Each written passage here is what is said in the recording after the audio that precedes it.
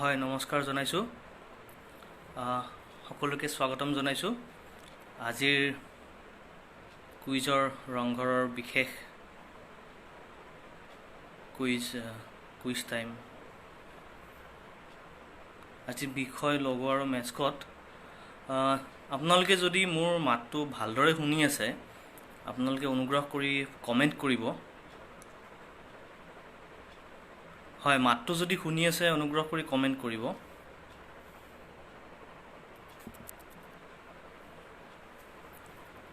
হয় সকলোকে স্বাগতম জনাইছোঁ অৰূপ কলিতাই কৈছে নমস্কাৰ দাদা হয় নমস্কাৰ জনাইছোঁ আপোনালোকে মোৰ মাতটো শুনি আছেনে ভালদৰে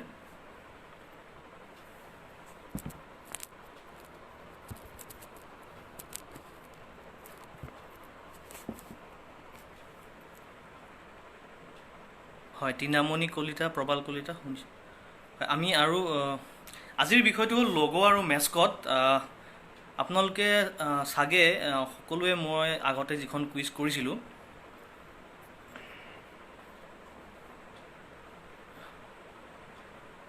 বিদ্যুৎ গগৈ ধন্যবাদ অমিতাভ বচ্চন বিষয়ক যিখন কুইজ কৰিছিলোঁ আপোনালোকে চাগে সেইখন চাইছে তাতে মই চেষ্টা কৰিছিলোঁ যে এটা প্ৰশ্নত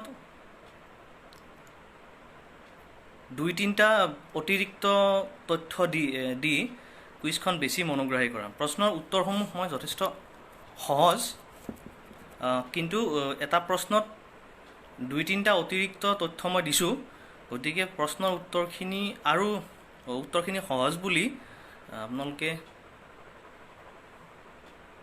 আগতে কোৱা কথাখিনি যাতে মনত ৰাখে ভৱিষ্যতে কামত আহিব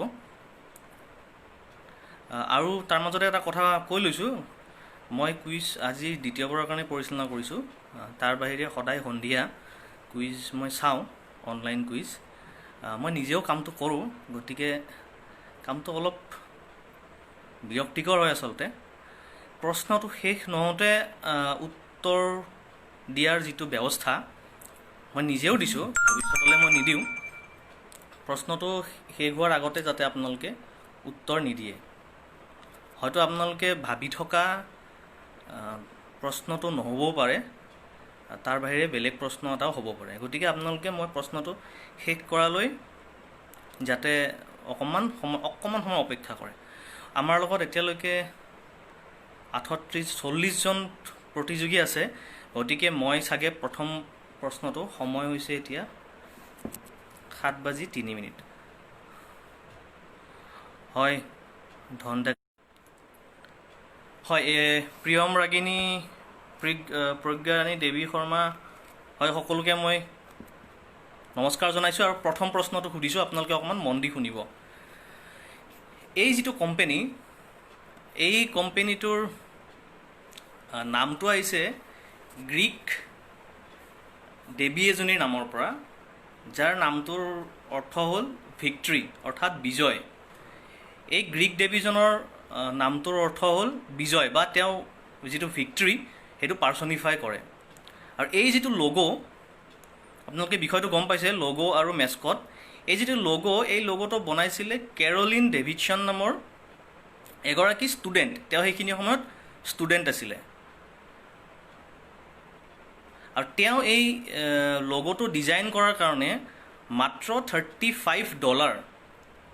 $35 তেওঁ মাননি হিচাপত লৈছিলে তো লগোটো আমি সকলোৱে দেখি থকা একেবাৰে কমন লগো আৰু লগোটোৰ যিটো নাম কোম্পানীটোৰ নামটো হৈছে গ্ৰীক ভাষাৰ বিজয় বা ভিক্টৰী বুজোৱা দেৱীজনীৰ নামৰ পৰা আৰু যিটো কোম্পানীটোৰ লগোটো আহিছে সেই দেৱীজনীৰ দুখন পাখি আছে সেই পাখি দুখনৰ নামৰ পৰা আপোনালোকে অনুগ্ৰহ কৰি প্ৰশ্নটো শেষ হ'বলৈ দিয়ক মই এতিয়ালৈকে প্ৰশ্নটো শেষ কৰাই নাই উত্তৰ অনুগ্ৰহ কৰি নিদিব প্ৰশ্নটো শুনি লওক প্ৰশ্নটো শুনি উত্তৰটো দিব প্ৰশ্নটো হৈছে যে এই লগোটো আহিছে দেৱীজনীৰ পাখিৰ নামৰ পৰা আৰু গ্ৰীক মিথলজিৰ মতে এই দেৱীজনীৰ যি দুখন পাখি এই পাখি দুখনে যিখিনি ৱাৰিয়ৰ্ছ আছিলে অৰ্থাৎ যিখিনি তেওঁলোকৰ যোদ্ধা আছিলে যোদ্ধাসকলক বহুত অপৰিসীম শক্তি প্ৰদান কৰিছিলে এই দেৱীগৰাকীৰ এই পাখি দুখনে। আৰু এইটো কাৰণতে কেৰলিন ডেভিডছনে যি লগোটো ডিজাইন কৰিছিলে, তেওঁ ভাবিছিলে যে এইটো যিহেতু স্পৰ্টছ এপাৰেল ব্ৰেণ্ড, যিহেতু খেলুৱৈসকলে ব্যৱহাৰ কৰে, গতিকে বহুত অপৰিসীম শক্তি আৰু মটিভেশ্যন দিয়া এটা বস্তু যদি মই ব্যৱহাৰ কৰোঁ লগোত, তেতিয়াহ'লে এইটো এটা পাৰফেক্ট কম্বিনেশ্যন হ'ব। মোক ক'ব লাগে লগোটোৰ নামটো, কোম্পেনীটোৰ নামটো মোক ক'ব নালাগে। কোনটো লগোৰ কথা মই কৈ আছোঁ, মই কোম্পেনীৰ নাম সোধা নাই। দীপ্তি আকাংক্ষা বৰ্মনে নাইকি কৈছে, ইয়াৰ আগতো বহুতেই কেনন নাইকি বুলি কৈছে। বিদ্যুৎ গগৈ কৈছে এডিডাছ। মই কোম্পেনীৰ নাম সোধা নাই, মই লগোৰ নাম সুধিছোঁ। নয়ন ডেকাই কৈছে নাইকি, নাইকি কোম্পেনীৰ নাম। আপুনি এটা কোম্পেনীৰ নাম কৈছে, মই কোম্পেনীৰ নাম সোধা নাই, মই লগোৰ নাম সুধিছোঁ। প্ৰবাল কলিতাই কৈছে শ্বুছ, অৰূপ কলিতাই কৈছে শ্বুছ, শাশ্বত প্ৰয়াগ বৰুৱাই কৈছে শ্বুছ, প্ৰজ্ঞাৰাণী দেৱী শৰ্মাই কৈছে শ্বুছ, কিৰণ শৰ্মায়ো একে উত্তৰেই দিছে। বেলেগ উত্তৰ আহে নেকি চাওঁ। হয়, মই কৈ দিছোঁ যে কোম্পেনীটো হ'ল নাইকি, আৰু নাইকি কোম্পেনীৰ নামটো হৈছে গ্ৰীক ভাষাৰ বিজয় বুজোৱা দেৱীজনীৰ নামেদি। কিন্তু মই সুধিছোঁ যে নাইকিৰ যিটো লগো আমি দেখা পাওঁ এডাল শুদ্ধ চিন, আকৌ সহজ কৰি দিলোঁ যিহেতু আগতে মই গোটেইখিনি কথা ক'লোঁ। লগোটোৰ নামটো কি? আৰু সেই লগোটোৰ নামটো হৈছে গ্ৰীক ভাষাৰ বিজয় বুজোৱা দেৱীগৰাকীৰ পাখি দুখনৰ নামেৰে। প্ৰশ্নটো চাগে বুজি পাইছে, মই কোম্পেনীটোৰ নামটো সোধা নাই। ফ্লাইং ইগল উইংছ নহয়, এইটো নাইকিৰ যিটো আমি এডাল ৰাইট চিন, একেবাৰে চিম্পল। মই ভাবোঁ যে নাইকিৰ লগোটোতকৈ চিম্পল লগো কিজানি আৰু নাই। বহুত বিশ্ব প্ৰসিদ্ধ কোম্পেনী, কিন্তু তেওঁলোকৰ লগোটো বহুত চিম্পল। বৰ্ণালী তালুকদাৰৰ নাইকি কৈছে, নৱানিতা হাজৰিকাই কৈছে শ্বুছ, ৰূপম মেধিয়ে কৈছে শ্বুছ। ঠিক আছে, আমি উত্তৰটো দি দিছোঁ। যিসকলে শ্বুছ কৈছে আপোনালোক সম্পূৰ্ণ শুদ্ধ। আৰু নাইকিৰ যিডাল আমি ৰাইট চিনৰ নিচিনা লগো আমি দেখা পাওঁ, সেই লগোটোৰ নাম হৈছে শ্বুছ, SWOOSH। আৰু শ্বুছ হৈছে নাইকি হ'ল goddess, Greek goddess of victory, আৰু নাইকিৰ পাখি দুখনৰ নাম হ'ল শ্বুছ। গতিকে যিসকলে শ্বুছ লিখিছে, ৰংঘৰৰ টীমে প্ৰথম 3জনক নিশ্চয় নম্বৰ দিব। এতিয়া আমি আহিম দ্বিতীয়টো প্ৰশ্নলৈ। দ্বিতীয়টো প্ৰশ্ন কৰাৰ আগতে আপোনালোকে ফটো এখন চাই ল'ব, তাৰপিছত মই প্ৰশ্নটো সুধিম। হয়, মানুহজনক চাই লওঁ। মানুহজনক যদি চাইছে, প্ৰশ্নটো মই ইয়াৰ পিছত কৰি আছোঁ। এজন বিশ্ববিখ্যাত পেইণ্টাৰ।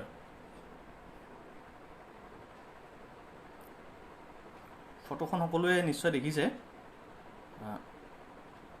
ঠিক আছে, এতিয়া মই প্ৰশ্নটো সুধিম। আপোনালোকে হয়, অপৰাজিতা লকৰে কৈছে শ্বুছ। ঋতুৰাজ শৰ্মা, মই প্ৰশ্নটো সোধাই নাই, উত্তৰ আহিছে। RH জিছানে কৈছে পিউমা। জিৎ কলিতা চেলভেডৰ ডালি। হয়, মই প্ৰশ্নটো সোধাই নাই, প্ৰশ্নটো শুনি লওক অনুগ্ৰহ কৰি। প্ৰশ্নটো হৈছে যে যিজন ব্যক্তিক আপোনালোকে দেখিলে, এই ব্যক্তিজনে এটা স্পেনিছ কোম্পেনীৰ লগো ডিজাইন কৰিছিলে। আৰু যিটো স্পেনিছ কোম্পেনীৰ লগো ডিজাইন কৰিছিলে, ৰচিদ ৰফিক খান, ইউ আৰ নাইচলি অডিবল টু আছ, থেংক ইউ। যিটো স্পেনিছ কোম্পেনীৰ লগো তেওঁ ডিজাইন কৰিছিলে, সেই কোম্পেনীটোৰ নামটো আহিছে এটা স্পেনিছ ভাষাৰ শব্দ, যাৰ ইংৰাজী অৰ্থটো হৈছে টু লিক। তাতে আপোনালোকে কোম্পেনীটো কি ধৰণৰ কোম্পেনী আপোনালোকে অকণমান অনুমান কৰিব পাৰিব। মোক ক'ব লাগে কোনটো স্পেনিছ কোম্পেনীৰ লগো আপোনালোকে ফটোত দেখা এই বিখ্যাত পেইণ্টাৰজনে 1969 চনত ডিজাইন কৰিছিল। আপোনালোকে কোম্পেনীটোৰ নামটো ক'ব লাগে। সুৰজিৎ ৰয় কৈছে চুপা চুপছ। আৰু বেলেগ চাই লওঁ। প্ৰিয়ম ৰাগিনী পিউমা নহয়, স্পেনিছ কোম্পেনী যাৰ নামটোৰ অৰ্থ হৈছে টু লিক। ঋতুৰাজ শৰ্মাই কৈছে চুপা চুপছ ললিপপ। পংকজ শৰ্মাই কৈছে চালভাডৰ ডালি। মই কোম্পেনীৰ নাম সুধিছোঁ। অনুশংকৰ দেৱনাথ কৈছে চুপা চুপ। বিদ্যুৎ গগৈ কেম্পাছ নহয়। প্ৰবাল কলিতা চুপা চুপছ। মনোজ বৰুৱা চুপা চুপছ। নয়ন ডেকা চুপা চুপছ, দীপ্তি আকাংক্ষা বৰ্মন চুপা চুপছ, কিৰণ শৰ্মা পুমা নহয় মই ক'লোঁ। জিৎ কলিতা চুপা চুপ, নয়ন ডেকা ইন 1958। মোৰ ইয়াত থকা তথ্যমতে তেওঁ লগতো ডিজাইন কৰিছিলে ইন 1969। ঠিক আছে, আপোনাৰ কথাটো মই নোট কৰি ৰাখিছোঁ। যদি 1958 হয় পৰৱৰ্তী সময়ত তথ্যটো মই শুধৰাই ল'ম। পংকজ শৰ্মাই কৈছে কেম্পাছ, প্ৰজ্ঞাৰাণী দেৱী শৰ্মাই কৈছে চুপা চুপছ। দেৱজিৎ বৰঠাকুৰ KFC নহয়। ধন ডেকা পিকাচু নহয়। প্ৰিয়ম ৰাগিনী নিউ চুপা চুপ।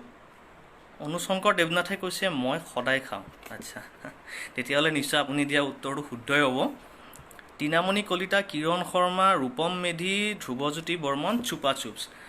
আৰু এটা ক্লু দিছোঁ, যিসকলে উত্তৰ দিব পৰা নাই, তেওঁলোকৰ যিটো টেগলাইন, যিটো টিভিত এডভাৰটাইজ আহে, তো তেওঁলোকে টেগলাইনটো ব্যৱহাৰ কৰে ফান কো চিৰিয়াছলি ল'। এতিয়া চাগে আপোনালোকে কোম্পানীটো দিব পাৰিব। অলকা ডেকা চুপা চুপছ। ঠিক আছে, যথেষ্ট সংখ্যক উত্তৰ পাইছোঁ। মইনাল মিয়া কেম্পাছ নহয়। বৰ্ণালী তালুকদাৰ বাইদেৱে কৈছে চুপা চুপ। বিশ্বজিৎ বৰকটকী কৈছে চুপা চুপছ। প্ৰবাল কলিতাই অনুশংকৰ দেৱনাথক খুৱাবলৈ কৈছে, আশা কৰিছোঁ মোকো খুৱাব কেতিয়াবা লগ পালে। মিতালী ডেকাই কৈছে চিপছ চুপছ। তেনেকুৱা নামৰ কোম্পানী আছে বুলি মই নাজানো বাৰু, আপুনি চাগে আপোনাৰ ভুল হ'ল লিখোঁতে, চুপা চুপছে লিখিব বিচাৰিছিলে। যিয়ে নহওক মই উত্তৰটো দি দিছোঁ। যিসকলে চুপা চুপছ লিখিছে সম্পূৰ্ণ শুদ্ধ উত্তৰ চুপা চুপছ। চুপা চুপ হ'ল এটা ললিপপ কোম্পানী, স্পেনিছ, যাৰ নামটোৰ অৰ্থ হৈছে টু লিক। তাৰে পৰাই গম পাই যে এইটো ললিপপ কোম্পানী। আমি এতিয়া তৃতীয় প্ৰশ্নলৈ আহিছোঁ। বিদ্যুৎ গগৈ কৈছে শুনাই নাই এইটো নাম। এইটো বহুত ৱৰ্ল্ড ফেমাছ হয়। আপুনি যদি টিভিত এডভাৰটাইজ চাইছে নিশ্চয় দেখিছে, ফান কো চিৰিয়াছলি ল' বুলি তেওঁলোকে এডভাৰটাইজমেণ্ট কৰে। বহুত পপুলাৰ হয়, বহুত ফেমাছ হয়। আপুনি নিশ্চয় দোকানত বিচাৰিব, যেতিয়া লকডাউন খুলিব, আমাৰ স্বাভাৱিক পৰিৱেশ আহিব, তেতিয়া নিশ্চয় এইটো বিচাৰিব, আপুনি পাব। অপৰাজিতা লহকৰে কৈছে চুপা চুপছ। হয়, একেবাৰে শুদ্ধ উত্তৰ। আমি এতিয়া তৃতীয়টো প্ৰশ্নলৈ যাম। মই এটা মেস্কটৰ কথা কৈছোঁ। মেস্কট, লগ' নহয়, মেস্কটটোৰ বৰ্তমান যদি আমি বয়স চাওঁ 50 বছৰ। এই মেস্কটটো এতিয়া 50 বছৰীয়া হ'ল। আৰু এইটো প্ৰথম স্কেটছ কৰিছিলে ইউষ্টেছ ফাৰ্ণাণ্ডেজ নামৰ এজন আৰ্ট ডিৰেক্টৰে। তেওঁ এটা এডভাৰটাইজিং কোম্পানীৰ কাৰণে কাম কৰিছিলে আৰু তেওঁৰ নাম আছিলে ইউষ্টাছ ফাৰ্ণাণ্ডেজ। তেওঁ প্ৰথম এই মেস্কটটো অংকন কৰিছিলে। আৰু তেওঁৰ এই মেস্কটটোৱে য'ত অভিষেক ঘটাইছিলে, প্ৰথমটো এডভাৰটাইজমেণ্টত যিটো কেটছলাইন ব্যৱহাৰ কৰিছিলে, সেইটো লিখিছিলে যিজন এডভাৰটাইজিং এজেঞ্চিৰ যিজন স্বত্বাধিকাৰী আছিলে, তেওঁৰ ঘৈণীয়েক, তেওঁৰ নাম আছিলে নিশা ডি কুনহাই ফাৰ্ষ্ট কেটছ ফ্ৰেজটো লিখিছিলে আৰু আঁকিছিলে ইউষ্টেছ ফাৰ্ণাণ্ডেজে। প্ৰথমবাৰৰ বাবে পাব্লিক এপিয়াৰেঞ্চ কৰিছিলে, প্ৰথমবাৰলৈ আমাৰ ৰাইজৰ মাজলৈ এই মেস্কটটো আহিছিলে 1964 চনত। যিটো ৰূপত আহিছিলে মই অলপমান ডেছক্ৰাইব কৰি দিছোঁ, ফটোখন মই দেখাব নোৱাৰোঁ। এই মেস্কটটোৱে আঁঠুকাঢ়ি প্ৰাৰ্থনা কৰি আছিলে। এটা চকু বন্ধ আছিলে, এটা খোলা আছিলে, আৰু এখন হাতত তেওঁ যিটো প্ৰডাক্ট এণ্ডৰ্ছ কৰে সেই প্ৰডাক্টটো এখন হাতত আছিলে। মোক ক'ব লাগে কোনটো বিখ্যাত মেস্কটৰ কথা মই কৈ আছোঁ, যিটো এতিয়া 50 বছৰীয়া হ'ল। সুৰজিৎ ৰেই সুধিছে মোক আমুল গাৰ্ল, মই অকণমান পিছত ক'ম আপোনাক আমুল গাৰ্ল হয়নে নহয়। প্ৰজ্ঞাৰাণী দেৱী শৰ্মাই কৈছে আমুল গাৰ্ল। দীপ্তি আকাংক্ষা বৰ্মনে কৈছে আমুল গাৰ্ল। গায়ত্ৰী চক্ৰৱৰ্তীয়ে কৈছে পলকা ডট গাৰ্ল, আমুল গাৰ্ল। মেস্কটটোৰ নাম যদি আমি ক'ব যাওঁ পলকা ডট গাৰ্ল বুলি নকয়, আমুল গাৰ্লে বাৰু পলকা ডট ফ্ৰক বা ড্ৰেছ পিন্ধে। প্ৰথম যিটো এডভাৰটাইজিং আছিলে তাতে ৰঙা পলকা ডট ড্ৰেছ এটা পিন্ধি আছিলে, মাজে মাজে আজিকালি কলাও পিন্ধে। কিৰণ শৰ্মা আমুল গাৰ্ল। ধন ডেকাই কৈছে আমুল ছোৱালী। প্ৰপাৰ নাউনৰ ক্ষেত্ৰত আমুল ছোৱালী বুলি ক'লে অকণমান যদি উত্তৰটো শুদ্ধ হয় দিবলৈ দিগদাৰ। প্ৰিয়ম ৰাগিনী নিউই কৈছে আমুল গাৰ্ল। মনোজ বৰুৱাই কৈছে আমুল গাৰ্ল। অৰূপ কলিতা, হেমাংগ কলিতা, বৰ্ণালী তালুকদাৰ বাইদেউ, RH জিছান, বিশ্বজিৎ বৰকটকী, ৰূপম মেধি, ভাইজান সোণোৱাল চেলেং, চবে আমুল গাৰ্ল বুলি কৈছে। প্ৰবাল কলিতাই কৈছে মই প্ৰথমতে দিছিলোঁ দাদা, হয় আপোনাৰ নামটো চাগে ৰৈ গ'ল। ঠিক আছে, এনেও আমাৰ ৰংঘৰৰ টীমে বাৰু চাব, নামটো চাগে ৰৈ গ'ল, কমেণ্টখিনি বহুত স্পীডত যায়, মোৰ চাগে ৰৈ গ'ল, চাই ল'ম বাৰু। হিৰমুখ আলীয়ে আমুল গাৰ্ল বুলি কৈছে। টিনামণি কলিতা, মিতালী ডেকা, ৰূপম মেধি, ৰীতামণি শৰ্মা, অলকা ডেকা, মেহবুব হুছেইন, সুশীল নাথ আমুল গাৰ্ল বুলি কৈছে। মজিবুল ইছলামেও আমুল গাৰ্ল বুলি কৈছে। হয়, একেবাৰে শুদ্ধ উত্তৰ, আমাৰ সকলোৰে চিনাকি আমুল গাৰ্ল। আমুল গাৰ্ল এতিয়া 50 বছৰীয়া নহ'ব, এতিয়া প্ৰায় 54 years old। মই প্ৰায় 50 বছৰীয়া বুলি কৈছিলোঁ, এতিয়া একজেক্টলি 54 years old। হয়, অনন্যা শইকীয়াও কৈছে আমুল গাৰ্ল। ৰচিদ ৰফিক খান, যিসকলে আমুল গাৰ্ল কৈছে সম্পূৰ্ণ শুদ্ধ উত্তৰ আমুল গাৰ্ল, যিটো আঁকিছিলে ইউষ্টেছ ফাৰ্ণাণ্ডেজে। আমি এতিয়া তৃতীয় প্ৰশ্নটোলৈ যাম। হয়, বিন্তু বিক্ৰম আমুল গাৰ্ল, ৰীতামণি শৰ্মা আমুল গাৰ্ল, একেবাৰে শুদ্ধ উত্তৰ। আমাক এতিয়ালৈকে প্ৰায় 83জন লোকে চাই আছে লাইভত, মই সকলোকে ধন্যবাদ জনাইছোঁ। আশা কৰিছোঁ শেষলৈকে আপোনালোকে থাকিব। নমিতা আৰোৰা কৈছে আমুল গাৰ্ল। হয়, একেবাৰে শুদ্ধ উত্তৰ আমুল গাৰ্ল। আমি এতিয়া তৃতীয়টো প্ৰশ্নলৈ যাম। তৃতীয়টো প্ৰশ্নটো আপোনালোকে এখন ফটো দেখিব, ফটোখন প্ৰথম চাই লওঁ, তাৰপিছত প্ৰশ্নটো সুধিম।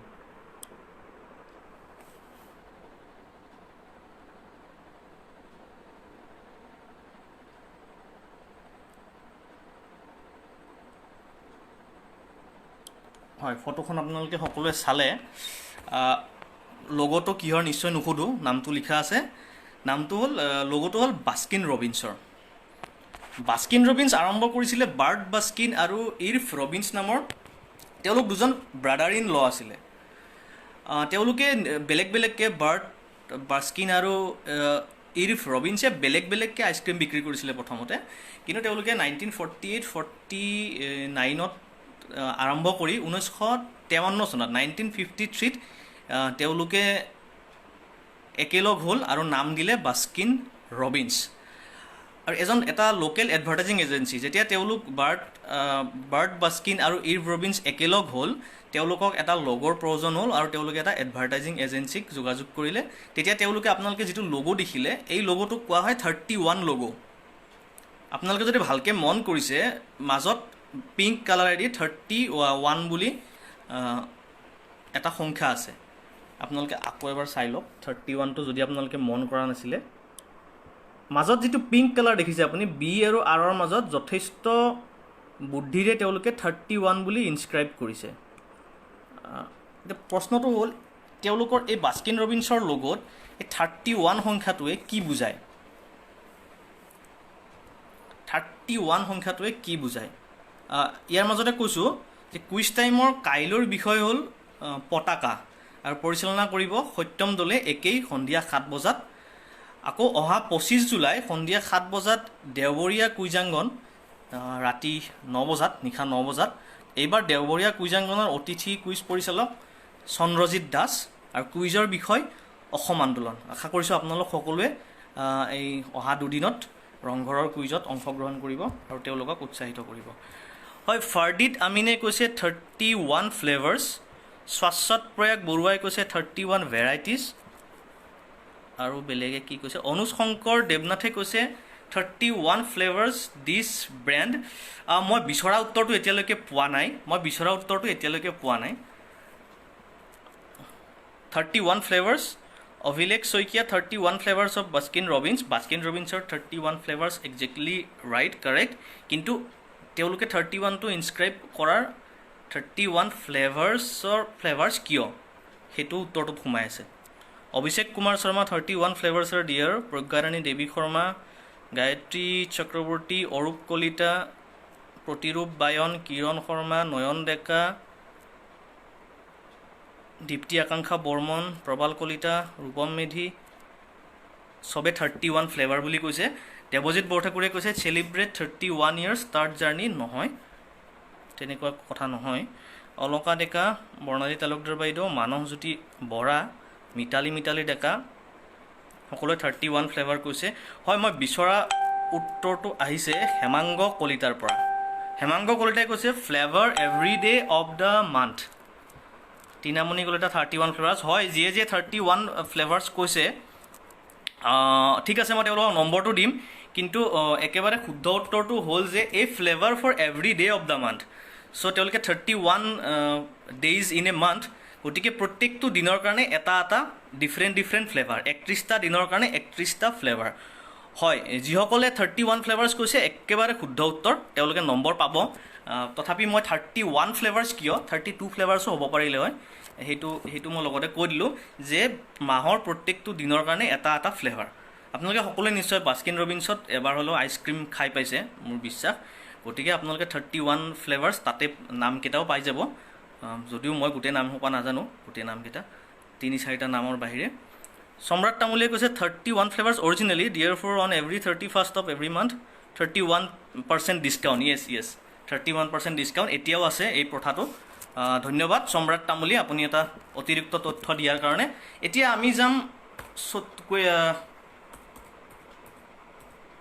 আমি যাম এতিয়া পঞ্চমটো প্ৰশ্নলৈ। পঞ্চমটো প্ৰশ্নত মই এজন আমেৰিকান টিভি প্ৰেজেণ্টাৰৰ কথা ক'ম, আপোনালোকে নামটো শুনি ল'ব। তেওঁ আছিলে টিভিত আমেৰিকান ৱেডাৰ প্ৰেজেণ্টাৰ। তেওঁ বতৰৰ বাতৰি দিছিলে আমেৰিকাৰ টিভি চেনেলত। তেওঁৰ নাম আছিলে উইলাৰ্ড স্কট। উইলাৰ্ড স্কটে এখন কিতাপ লিখিছিলে, হয় অপৰাজিতা লগৰ বাইদেউ, new flavour every day of the month. Yes that's correct, আনচাৰটো মই অলৰেডি দি দিলোঁ। এতিয়া মই 5 নম্বৰ প্ৰশ্নটো কৈ আছোঁ। American weather TV presenter Willard স্কটে তেওঁৰ এখন কিতাপ লিখিছিলে, নাম আছিলে the joy of living. Joy of লিভিঙত তেওঁ কৈছিলে যে এই বিশ্ববিখ্যাত মেস্কটটো একচুৱেলি তেওঁ কোম্পানীটোক ৰিকুৱেষ্ট কৰিছিলে যে এনেকৈ বনাব লাগে, তাৰ পিছতহে এই পৃথিৱী বিখ্যাত এই মেস্কটটোৰ জন্ম হ'ল। উইলাৰ্ড স্কটে তেওঁৰ কিতাপ দ্য জয় অফ লিভিঙত কৰা দাবী মতে। উইলাৰ্ড স্কটে নিজে সেই মেস্কটটো, সেই কেৰেক্টাৰটো প্লে কৰিছিলে 1963 চনৰ পৰা 1964 চনলৈ। প্ৰায় 3 বছৰ তেওঁ নিজে সেই মেস্কটটোৰ ৰূপটো তেওঁ প্লে কৰিছিলে বিভিন্ন ঠাইত, টিভি এডভাৰটাইজমেণ্টত, বাতৰি কাকতত বা পাব্লিক এপিয়াৰেঞ্চত। আৰু 1971 চনৰ পিছত মাজে মাজে তেওঁ সেই ৰোলটো প্লে কৰে, সেই মেস্কটটোৰ ৰূপ ধাৰণ। আমি দেখিছোঁ যে বিভিন্ন মেস্কট যিবিলাক থাকে পৃথিৱী বিখ্যাত কোম্পানীবিলাকৰ, মেস্কটবিলাক পাব্লিকত বা চিলড্ৰেনছ পাৰ্ক হওক বা যিবিলাক পাব্লিক গেডাৰিং হোৱা ঠাই আছে, তেওঁলোকে সেই এটায়াৰটো পিন্ধি পাব্লিক এপিয়াৰেঞ্চ দিয়ে। উইলাৰ্ড স্কটে সেইটো 1963 চনৰ পৰা 1964 চনলৈ 3 বছৰ কাল, 66 চনলৈ তেওঁলোক 3 বছৰ কাল ৰেগুলাৰলি কৰিছিলে। তাৰপিছত 1971 চনৰ পিছত মাজে মাজে তেওঁ কৰে। তেওঁ কিতাপখনত দাবী কৰা মতে কোম্পেনীয়ে তেওঁক, এই যিটো বিশ্ববিখ্যাত কোম্পেনীয়ে তেওঁক এটা বিশেষ কাৰণৰ কাৰণে এই কেৰেক্টাৰটো প্লে কৰাৰ পৰা বাধা দিছিলে। মোক ক'ব লাগে, what was the reason that Willard Scott was dropped from playing the character created on his request. কোনটো বিশ্ববিখ্যাত কেৰেক্টাৰ উইলাৰ্ড স্কটক প্লে কৰিব দিয়া নাছিল? কিবা এটা বিশেষ কাৰণ, মোক কাৰণটো লাগে। মই আকৌ কৈছোঁ যে আপোনালোকে প্ৰশ্নটো নুশুনাকৈ উত্তৰ দিয়ে। কাৰ্তিক চক্ৰৱৰ্তীয়েও কৈছে মেকডনাল্ডছ। মই মেকডনাল্ডছৰ কথা সোধা নাই, মই কাৰণটো সুধিছোঁ, কিহৰ কাৰণে উইলাৰ্ড স্কটক। প্ৰবাল কলিতা ৰণাল্ড মেকডনাল্ড। হয়, মই কৈ দিছোঁ যে হয়, কেৰেক্টাৰটো আপোনালোকে সঠিককৈ কৈছে। মেকডনাল্ডছৰ যিটো মেস্কট ৰণাল্ড মেকডনাল্ড, কেৰেক্টাৰটো ৰণাল্ড মেকডনাল্ড। মোক ক'ব লাগে যে কিহৰ কাৰণে উইলাৰ্ড স্কটক এই কেৰেক্টাৰটো প্লে কৰাৰ পৰা কোম্পেনীয়ে বাধা দিছিলে। Abhishek Kumar Sharma the McDonald clown. Yes হয়, মেকডনাল্ড, সকলোৱে মেকডনাল্ডছ লিখিছে। মোৰ প্ৰশ্নটো নুশুনাকৈ মই সুধিছিলোঁ যে কাৰণটো কি, কিহৰ কাৰণে তেওঁক। কপিনজল চৌধুৰী কৈছে ৰণাল্ড হয়, কিন্তু what was the reason that he was dropped from this character, মোক লাগে সেইটো উত্তৰ। মিতালী ডেকাই কৈছে মেকডনাল্ড হয়, ৰণাল্ড মেকডনাল্ডো হয়, কিন্তু উইলাৰ্ড স্কটক কি কাৰণে কোম্পেনীয়ে বাধা দিছিলে যে আপুনি আৰু এইটো নালাগে। অনুজ শংকৰ দেৱনাথে কৈছে হি ৱাজ ফেট এনাফ। চাই লওক এনেও বাৰু। কপিনজল চৌধুৰী কৈছে overweight. Rupam Medhi it was not friendly for children. Ronald McDonald is always friendly for children. Willard স্কটক কিয় বাধা দিছিলে? তাৰপিছত বেলেগ মানুহে প্লে কৰি আছে, আৰু বেলেগ কিবা উত্তৰ আহে নেকি চাওঁ। কপিঞ্জল চৌধুৰীয়ে কৈছে হি ৱাজ অভাৰৱেইট। দীপ্তি আকাংক্ষা বৰ্মনে কৈছে অভাৰৱেইট। আৰু বেলেগ উত্তৰ আহে নেকি চাই লওঁ। হিৰুক আলিয়ে কৈছে অভাৰৱেইট। ৰীতামণি শৰ্মাই কৈছে অভাৰৱেইট। সকলোৱে একেই উত্তৰ দি আছে। ফাৰ্ডিড আমিনে কৈছে অভাৰৱেইট। গায়ত্ৰী চক্ৰৱৰ্তীয়ে কৈছে because Willard Scott was overweight. Prabal Kalita he was two heavy to play that character. আৰু বেলেগ উত্তৰ আহে নেকি চাই লওঁ। সকলোৱে একেই কৈছে। বৰ্ণালী তালুকদাৰ বাইদেউ কৈছে অভাৰৱেইট বুলি।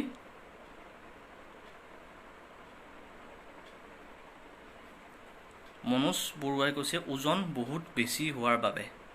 ৰূপম মেধি টপলেছ নহয়, উইলাৰ্ড স্কট টপলেছ হ'লেও ইমান একো প্ৰব্লেম নাই বাৰু। আৰু ৰনাল্ড মেকডনাল্ড টপলেছ নহয়, আপুনি যদি দেখিছে।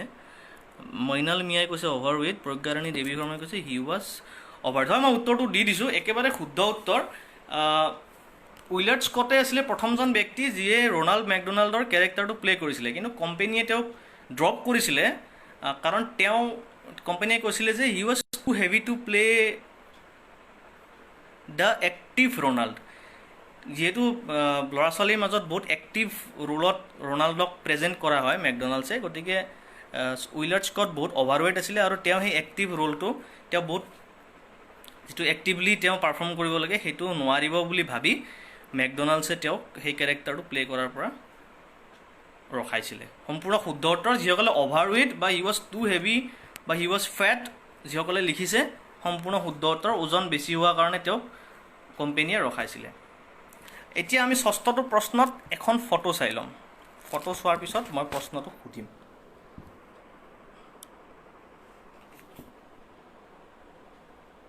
মই মানুহজনৰ নামটো কৈ দিম, আপোনালোকে চিন্তা কৰিব নালাগে। মই মানুহজনৰ নামটো কৈ দিম, মানুহজনৰ ফটোখন চাই লওক।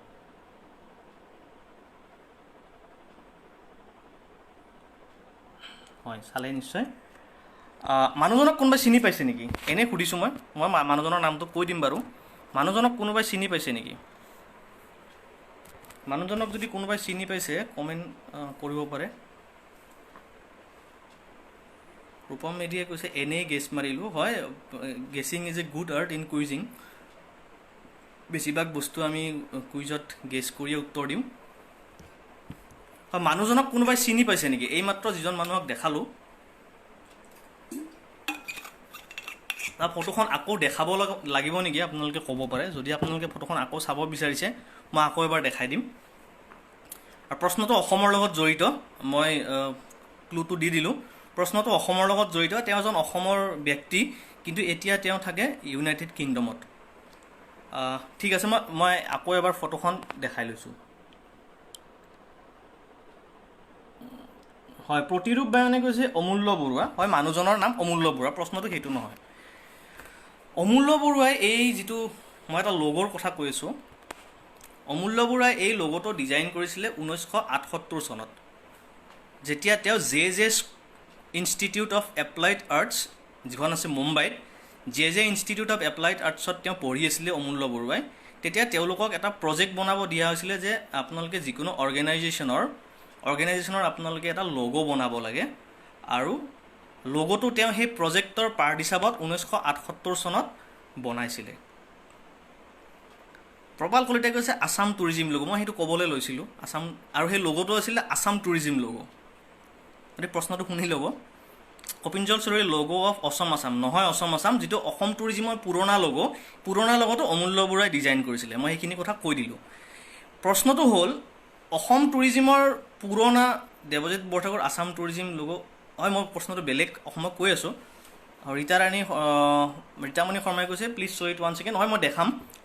প্ৰশ্নটো কোৱা হোৱাৰ পিছত মই আকৌ দেখাম। তেওঁ অসম টুৰিজিমৰ পুৰণা লগোটো ডিজাইন কৰিছিলে। তাৰ উপৰিও তেওঁ অসমৰ এটা বিখ্যাত প্ৰতিষ্ঠান,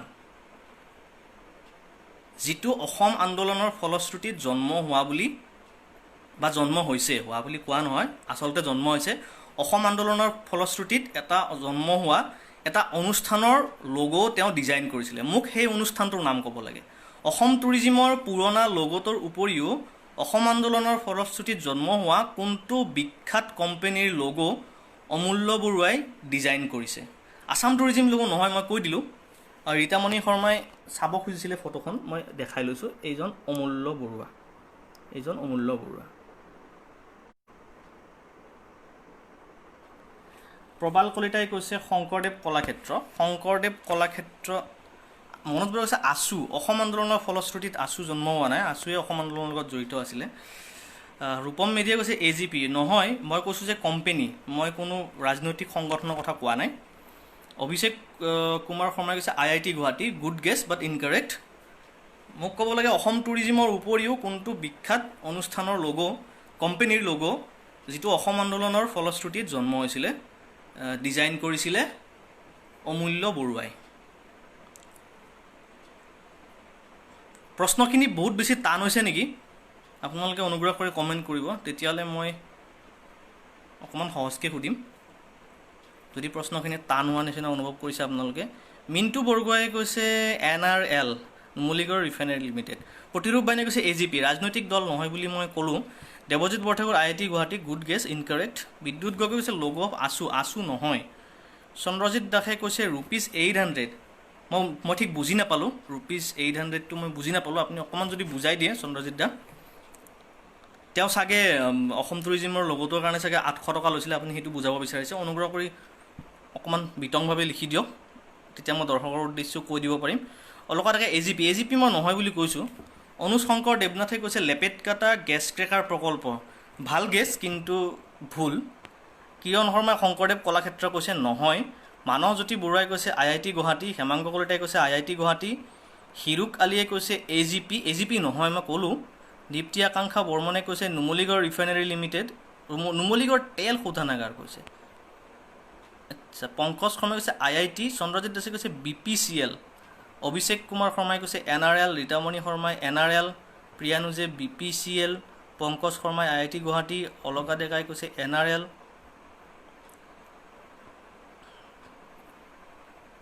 আৰু চাই লওঁ কোনোবাই কিবা উত্তৰ দিয়ে নেকি।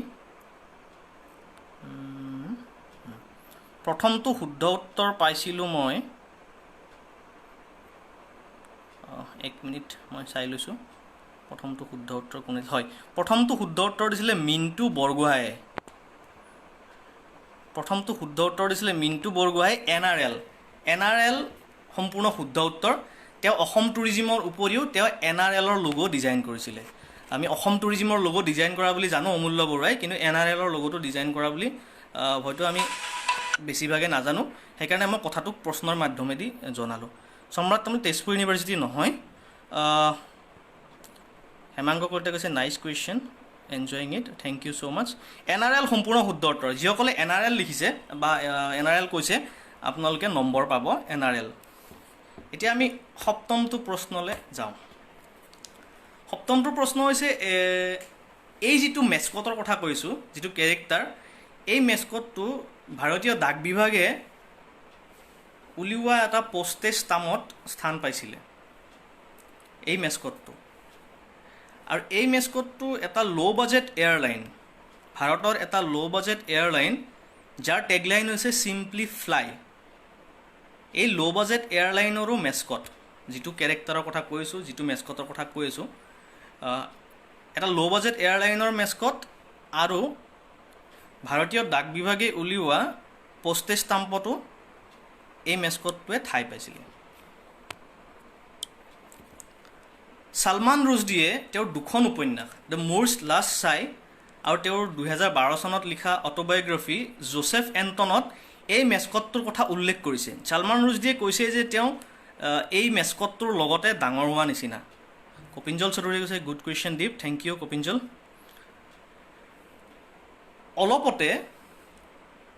অলপতে এই মেস্কটটোৰ এটা মূৰ্তি আছে মুম্বাইত ৱৰ্লি চি ফেচত, যিটো মূৰ্তি ডিজাইন কৰিছিলে সুৰেশ চাকপালে 2007 চনত। এই মূৰ্তিটোত অলপতে কৰোণা ভাইৰাছৰ সজাগতা অভিযানৰ অংশ হিচাপে ফেচ মাস্ক লগাই দিয়া হৈছিলে। মোক ক'ব লাগে কোনটো বিখ্যাত মেস্কটৰ কথা মই কৈ আছোঁ, যিটো ভাৰতীয় ডাক বিভাগে উলিওৱা এটা পোষ্টেজ ষ্টাম্পতো স্থান পাইছিলে। ছালমান ৰুছদীৰ দুখন কিতাপ দ্য মুৰছ লাষ্ট চাই আৰু 2012 চনত লিখা অট'বায়'গ্ৰাফী জোচেফ এণ্টনত এই মেস্কটটোৰ কথা উল্লেখ আছে আৰু অলপতে ৱৰ্লি চি ফেচত থকা এই মেস্কটটোৰ এটা মূৰ্তিত ফেচ মাস্ক লগাই দিয়া হৈছিলে to create the awareness about the precautionary measures for corona virus. Surajit Roy কৈছে কমন মেন, কপিঞ্জল চৌধুৰীয়ে কৈছে কমন মেন, প্ৰবাল কলিতাই কৈছে কমন মেন, দীপ্তি আকাংক্ষা বৰ্মন, দেৱজিৎ বৰঠাকুৰ, প্ৰজ্ঞাৰাণী দেৱী শৰ্মা কমন মেন। কপিঞ্জল চৌধুৰীয়ে কৈছে এয়াৰ ডেক্কান হয় ল' বাজেট এয়াৰলাইনটো এয়াৰ ডেক্কান, যাৰ টেগলাইনটো হৈছে চিম্পলি ফ্লাই। মই নামটো কৈ দিয়া নাই, মই টেগলাইনটো কৈ দিছিলোঁ simply fly. Kapinjal Choudhury R K Laxman চোৱৰ হয় কমন মেন আৰ কে লক্ষ্মণৰ। টিনামণি কলিতা, বিদ্যুৎ গগৈয়ে কৈছে আম্বেদকাৰ মেস্কটৰ কথা কৈ আছোঁ মই।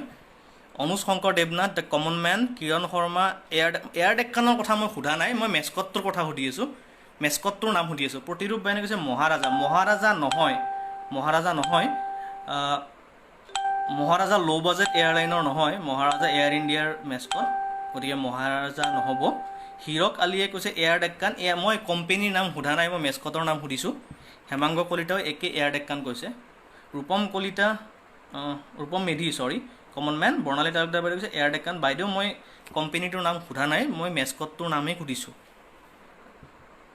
ৰীতামণি শৰ্মা কমন মেন বাই আৰ কে লক্ষ্মণ। কিৰণ শৰ্মা মহাৰাজা নহয়। উজ্জ্বল দাস এয়াৰ ডেক্কানৰ কথা মই সোধা নাই, মই মেস্কটৰ কথা সুধিছোঁ। Nayan Deka the common man. Mainal Miya Air Deccan. Kaushik Kashyap common man. Priyanuj common man. Barnali Talukdar common man. হয়, একেবাৰে শুদ্ধ উত্তৰ, এইটো হৈছে কমন মেন। আপোনালোকে ফেচ মাস্ক লগোৱা ফটোখন মই আপোনালোকৰ কাৰণে ৰাখিছোঁ, মই দেখাই লৈছোঁ।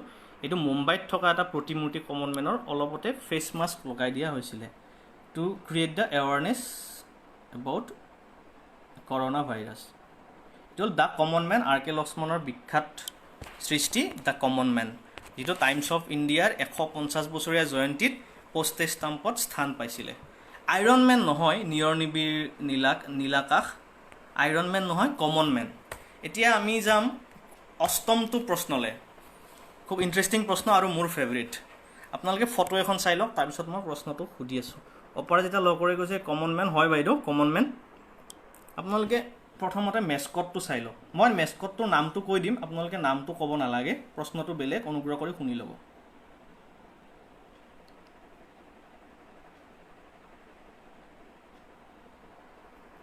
হয়, আপোনালোকে নিশ্চয় চালে। কপিঞ্জল চৌধুৰীয়ে কৈছে অক্ষয় কুমাৰ খাট্টা মিঠা was also' based on him. ধন্যবাদ কপিঞ্জল, অলপ আকৌ অতিৰিক্ত ইনফৰ্মেশ্যন দিয়াৰ কাৰণে। প্ৰবাল কলিতাই কৈছে মূৰ্তিয়ে মাস্ক পিন্ধিছে, মানুহে নিপিন্ধে। মই সকলোকে আহ্বান জনাইছোঁ, আপোনালোকে অনুগ্ৰহ কৰি বাহিৰলৈ যাওঁতে মাস্ক যি ধৰণে গাইডলাইন দিছে চৰকাৰে, তেনেকুৱা ধৰণৰ মাস্ক পৰিধান কৰিব সঠিকভাৱে। হয়, আপোনালোকে মই যিখন ফটো দেখালোঁ আপোনালোকে আকৌ চাব নেকি? মোক নামটো ক'ব নালাগে, মই নামটো কৈ দিম, নাম কোম্পানী মই সকলো কৈ দিম। প্ৰশ্নটো অকণমান বেলেগ, প্ৰশ্নটো সকলোৱে উত্তৰ দিব পৰা ধৰণেৰে মই বনাইছোঁ। মই আকৌ এবাৰ দেখাইছোঁ, এইটো এটা মেস্কট, এটা পৃথিৱী বিখ্যাত কোম্পানীৰ মেস্কট।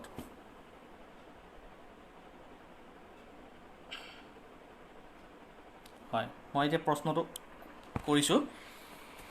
এই মেস্কটটোৰ নাম হ'ল দ্য নইড NOID নইড। আৰু এই মেস্কটটো হ'ল ডমিন'জ পিজ্জাৰ মেস্কট। ডমিন'জ পিজ্জাই বিভিন্ন এডভাৰটাইজমেণ্টত আগতে 1995 চনমানলৈকে এই নইড ব্যৱহাৰ কৰিছিলে। তাৰপিছত এটা আনফৰ্চুনেট ইনচিডেণ্ট হ'ল, যাৰ পিছৰ পৰা তেওঁলোকে নইডক ব্যৱহাৰ কৰিবলৈ বাদ দিলে। মোৰ প্ৰশ্নটো হ'ল, ডমিন'জৰ এডভাৰটাইজমেণ্ট যিবিলাক বিজ্ঞাপন আছিলে, তাতে এই নইড বোলা কেৰেক্টাৰটোৰ যিটো আমি মেস্কট দেখিলোঁ, what was the main objective of this mascot? আপোনালোকক মই ক্লু এটা দি দিছোঁ। এডভাৰটাইজমেণ্টবিলাকত নইডৰ এটা বিশেষ কাম আছে, যে নইডে এই কামটো কৰিব লাগিব। আপোনালোকক মই এটা ক্লু দি দিছোঁ, সেইটো হ'ল ফিৰ হেৰা ফেৰি মুভিখন যদি চাইছে, তাতে বাবুৰাৱে পিজ্জা এটা লৈ আহে, আপোনালোকে দেখিছে, সেই দৃশ্যটো মনত পেলাওক। তেওঁ তাতে কি কৰে ফ্ৰী ডেলিভাৰী পাবৰ কাৰণে, আপোনালোকে সেইটো ভাবিলে উত্তৰটো ওলাব, নইডৰ কাম কি আছিলে। ডমিন'জ পিজ্জাৰ যিটো মেস্কট দ্য নইড, যিটো 1995 চনলৈকে ব্যৱহাৰ কৰিছিলে, তাৰপিছত এটা আনফৰ্চুনেট ইনচিডেণ্ট হ'ল, মই পিছত সময় সুবিধা পালে ক'ম কেতিয়াবা ইনচিডেণ্টটো, সেইটো এটা প্ৰশ্ন। নইডৰ মুখ্য কাম কি এডভাৰটাইজমেণ্টবিলাকত? নইডে কিবা এটা কাম কৰে আৰু যিটো ডমিন'জৰ তেওঁলোকৰ যিটো ক্লেইম, তেওঁলোকৰ যিটো মেইন, তেওঁলোকে যিটো বস্তুৰ ওপৰত তেওঁলোকে ফ'কাছ কৰে, সেই বস্তুটোৰ বিপৰীত দিশত নইডে কাম কৰে আৰু ডমিন'জে সেই বস্তুটো পৰাভূত কৰে। মোক ক'ব লাগে নইডৰ এডভাৰটাইজমেণ্টবিলাকত নইডৰ কাম কি? What was the main objective of this mascot? He was to perform certain task in the advertisements. So' what was that task?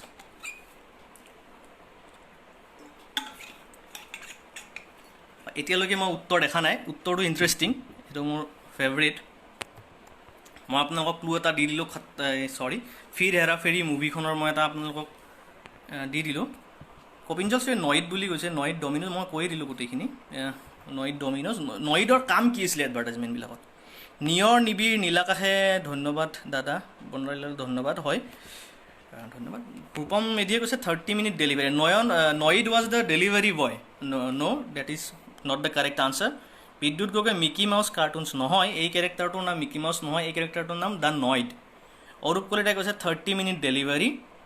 Surajit Roy কৈছে challenges in delivery of pizzas in 30 minutes. আৰু অকণমান ভালকৈ লিখিলে মই ভাল পালোঁ হয়। দীপ্তি আকাংক্ষা বৰ্মনে কৈছে 30 মিনিট ডেলিভাৰী। প্ৰবাল জ্যোতি দাসে কৈছে মিনিটত free delivery. 30 minute delivery. Please Nayan দাকে কৈছে প্লিজ ৰিপিট দ্য কুৱেশ্যন। কুৱেশ্যনটো একেবাৰে সহজ। যিটো মই মেস্কট দেখালোঁ এইটো ডমিন'জ পিজ্জাৰ মেস্কট দ্য নইড। মোক ক'ব লাগে যে ডমিন'জ পিজ্জাৰ যিবিলাক বিজ্ঞাপন, এই বিজ্ঞাপনবিলাকত নইডে এটা বিশেষ কাম কৰে, মোক সেই কামটো ক'ব লাগে। পংকজ শৰ্মাই 30 মিনিট ডেলিভাৰী, নইডৰ কাম নইড ডেলিভাৰী বয় নাছিলে। বৰ্ণালী 30 মিনিট ডেলিভাৰীৰ প্ৰতিৰূপ বেয়ানো একেই কৈছে। কিৰণ শৰ্মাই কৈছে মিকি মাউচ কাৰ্টুন নহয়। হিৰ' কালি কৈছে pizza delivered in 30 minutes. Gayatri Chakraborty কৈছে 30 minutes delivery or else it is free. That is the Domino's concept. So' what was Noid's objective? Alka Deka কৈছে 30 মিনিট ডেলিভাৰী। 30 মিনিট ডেলিভাৰী হয়, কিন্তু নইডৰ কাম ডেলিভাৰী কৰা নাছিলে। নইডৰ কামটো অকণমান বেলেগ আছিলে। আপোনালোকে শুনি হয়তো ভাল পাব। উজ্জ্বল দাস, অপৰাজিতা লকৰ, প্ৰবাল জ্যোতি দাস, মইনাল মিয়া, কিৰণ শৰ্মা, ৰূপম মেধি কৈছে দাদা আনচাৰ ফাৰ্ষ্ট দিছোঁ। মই আনচাৰ এতিয়ালৈকে ডিছক্ল'জ কৰা নাই বাৰু, চাই ল'ম, আমি পিছত চাম। Rupam Debajit Borthakur first delivery. Champak Kalita to delay the delivery time. Exactly that is the correct answer. Champak Kalita, that is the absolutely correct answer, to delay the delivery time. So' আনচাৰটো হ'ল in the ad of Domino's, the Noid was portrayed as a character whose main objective was to delay the pizza deliveries. But Domino's was Noid proof, which means that you would always get your pizza in 30 minutes or less. Noidor কাম আছিলে pizza ডেলিভাৰীটো অকণমান দেৰি কৰাই, তেওঁ বিভিন্ন অবষ্টেকলছ আনে, কিবা ৰখাই কিবা কৰে, কিন্তু চববিলাক বাধা আঁতৰাই ডমিন'জৰ পিজ্জা উইদিন 30 মিনিটছ ডেলিভাৰী হৈ যায়। চ' নইডৰ কাম আছিলে যে 30 মিনিটছৰ ভিতৰত পিজ্জাটো ডেলিভাৰী নহ'বৰ কাৰণে তেওঁ বিভিন্ন ধৰণে বাধা দিয়ে। Champak Kalita, that's a very good answer. Kaushik কাশ্যপে কৈছে এই computer game was released in 890 called avoid the Noid. Thank you so' much for the additional information. Reetamoni Sharma কৈছে টু ডিলে দ্য ডেলিভাৰী। হয়, মই উত্তৰটো দিলোঁ। অনুশংকৰ দেৱনাথে কৈছে টাইম পে না মিলে তো পিজ্জা ডাবল। এইটো চাগে ফিৰ এৰা ফেৰি ডাইলগটোৰ কথা কৈছে। প্ৰবাল কইতা Noid was physical manifestation of challenges in getting pizzas delivered. Rupam Medhi pizza বেয়া নকৰে, পিজ্জাটো ডেলিভাৰী কৰাটো দেৰি কৰায়। নয়ন ডেকাটো delay the delivery time. Ankita বৰ্তা to delay the delivery. Yes, that is the correct answer. Champak কলিতাই বহুত ভাল উত্তৰ এটা দিছে। এইটো মোৰ সকলোকে ফেভৰেট কুৱেশ্যন। নইডে পিজ্জা ডেলিভাৰীটো ৰখায় যাতে 30 মিনিটছৰ ভিতৰত ডেলিভাৰী কৰিব নোৱাৰে, কিন্তু ডমিনোজে সেই সকলোবিলাক বাধা আঁতৰাই 30 মিনিটছত পিজ্জা ডেলিভাৰী কৰি দিয়ে। আই থিংক কোনোবা মেণ্টেলি ইল মানুহৰ ইয়াৰ এগেইনষ্টত হষ্টেজ কৰিছিল চাগে। য়েছ, প্ৰবাল জ্যোতি দাস। সেই মানুহজনে ভাবিছিলে যে নইড ইজ বেছড অন হিম, তো তেওঁ আহি ডমিনোজৰ অফিচত এটাক কৰিছিলে। তাৰপিছত তেওঁলোকে নইডটো বাদ দিছিলে। সেইটো এটা বেলেগ প্ৰশ্ন আছিলে, আপুনি তথ্যখিনি দি দিলে।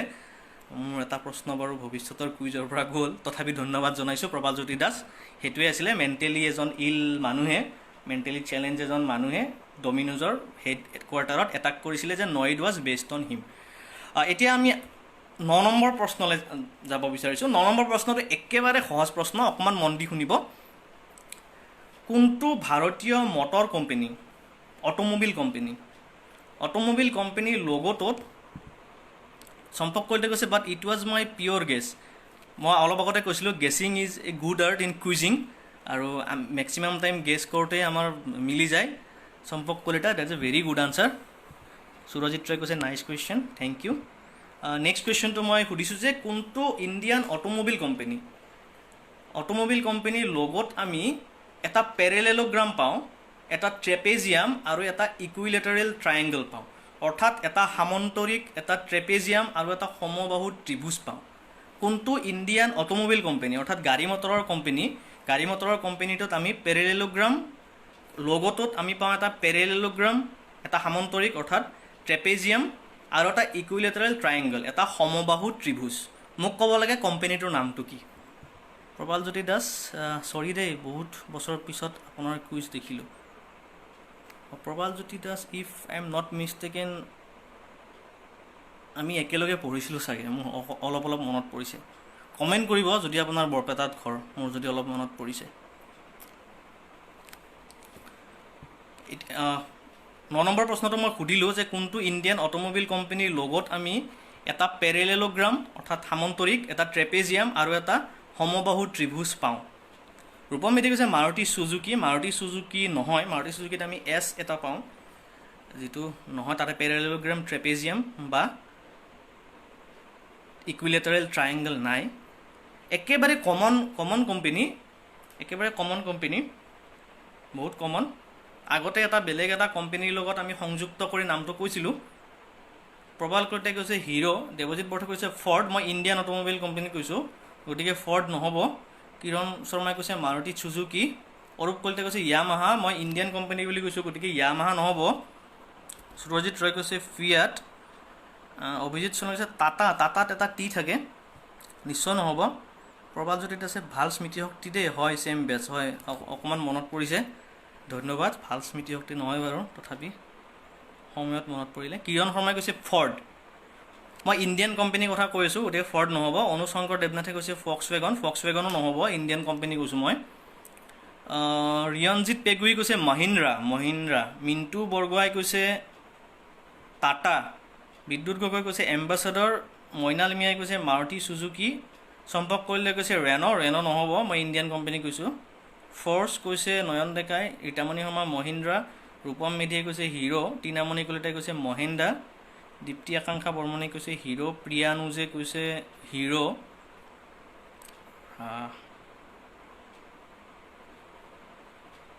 চাই লৈছোঁ আৰু বেলেগ উত্তৰ আহে নেকি। এটা সামন্তৰিক, এটা ট্ৰেপেজিয়াম আৰু এটা সমবাহু ত্ৰিভুজ। আমি লগোটো সদায় দেখি থাকোঁ, আমি হয়তো মন নকৰোঁ যে জিঅ'মেট্ৰিক ফিগাৰ লগোটোত আছে। দীপ্তি আকাংক্ষা বৰ্মনে কৈছে হিৰো, কংকনা হালৈ কৈছে মহিন্দ্ৰা, অৰূপ কলিতাই কৈছে হিৰো মটৰকৰ্প, অভিজিত সোণোৱালে কৈছে হিৰো, উজ্জ্বল দাসে কৈছে Honda is not an Indian company, Pankaj শৰ্মাই কৈছে ফ'ৰ্চ, মইনাল মিয়াই কৈছে Hero, Kiran Sharma Mahindra, Hemanga Kalita Mahindra, Pragyarani Sharma Suzuki, Arnab Bordoloi Hero, Gayatri Chakraborty Hero logo. হয়, মই উত্তৰটো দি দিছোঁ, আপোনালোকক মই উত্তৰটো দেখাই দিছোঁ। উত্তৰটো হ'ল এইটো হ'ল এটা পেৰেলেলোগ্ৰাম, এইটো হ'ল ট্ৰেপেজিয়াম আৰু এইটো হ'ল ইকুইলেটাৰেল ট্ৰায়েংগল। এইটো হ'ল হিৰো মটৰকৰ্প যিসকলে কৈছে, প্ৰবাল কলিতাই প্ৰথমতে কৈছে, যদি মই ভুল কৰা নাই, হিৰো মটৰকৰ্প হ'ল শুদ্ধ উত্তৰ। আকৌ কৈছে বাজাজ নহয়, মই উত্তৰটো দিলোঁ, নিয়ৰ নিবিৰ নীলাকাশ হিৰো কৈছে, হয় হিৰো, ৰীতামণি শৰ্মা প্ৰজ্ঞাৰাণী হিৰো, হয় হিৰো, মই উত্তৰটো দিলোঁ। এতিয়া আমি দশম প্ৰশ্নলৈ যাম। গতিকে হিৰোৰ লগত সামন্তৰিক, ট্ৰেপেজিয়াম আৰু সমবাহু ত্ৰিভুজ আছে, আমি হয়তো মন কৰা নাছিলোঁ, আজিৰ পৰা চাগে সকলোৰে মনত থাকিব। অজয় বৈশ্যই কৈছে হিৰো, হয় হিৰো শুদ্ধ উত্তৰ। এই প্ৰশ্নটো অসমৰ লগত জড়িত। চন্দ্ৰজিৎ দাসে কৈছে বাজাজ নহয়, মই হিৰো উত্তৰটো দিলোঁ। দেৱজিৎ বৰঠাকুৰে কৈছে বহুত সুন্দৰ প্ৰশ্ন ছাৰ, ধন্যবাদ দেৱজিৎ বৰঠাকুৰ। এই প্ৰশ্নটো অসমৰ লগত জড়িত। এই ব্যক্তিজনৰ বিষয়ে তাৰ আগতে মই কৈ লৈছোঁ এই ব্যক্তিজনৰ বিষয়ে পৰ্যাপ্ত তথ্য নাই, গতিকে মই আপোনালোকক পৰ্যাপ্ত তথ্য জনাব নোৱাৰিম। বহুত দিন আগতে নয়ন ডেকাই কৈছে all questions are nice, thank you. বহুদিন আগতে তেওঁৰ গ্ৰেণ্ড চাইল্ড, তেওঁৰ নাতিয়েকে এটা প্ৰবন্ধ লিখিছিলে এখন দৈনিক কাকতত। মই পেপাৰ কাটিং থৈ দিছিলোঁ, কিন্তু দুৰ্ভাগ্যবশতঃ মই হেৰুৱালোঁ। গতিকে এই মানুহজনৰ বিষয়ে মই পৰ্যাপ্ত তথ্য দিব নোৱাৰিম, কিন্তু মই তেওঁৰ ফটো এখন মোৰ ড্ৰাইভত ছেভ কৰি থৈছিলোঁ, গতিকে মই আপোনালোকক অকল ফটোখনেই দেখাবলৈ সক্ষম হ'ম। গতিকে উত্তৰটো দিয়াৰ পিছত যদি আপোনালোক কাৰোবাৰ হাতত যদি এই মানুহজনৰ বিষয়ে তথ্য আছে, আপোনালোকে অনুগ্ৰহ কৰি মোক জনাব। এতিয়া আপোনালোকে ফটোখন চাই লওক, তাৰপিছত মই প্ৰশ্নটো সুধিম।